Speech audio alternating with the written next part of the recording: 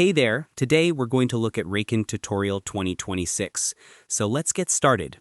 First, open the Raken app on your device. Over here, log in with your account to access your dashboard. Then, select your construction project from the list. After that, tap Daily Reports. Over here, fill in the required details like work logs, notes, and activities. Then, add photos or attachments if needed. After that, go to Time Cards. Over here, enter the crew's hours and assign them to the correct tasks.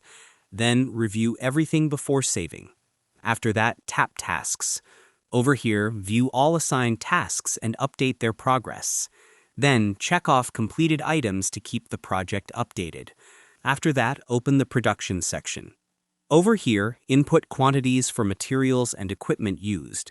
Then save the information for accurate tracking. After that, go to the Documents tab. Over here, upload or view any files related to the project. Then, ensure everything is organized for your team. After that, review your entire report. Over here, make sure all details are correct. Then, submit the report to finalize the update.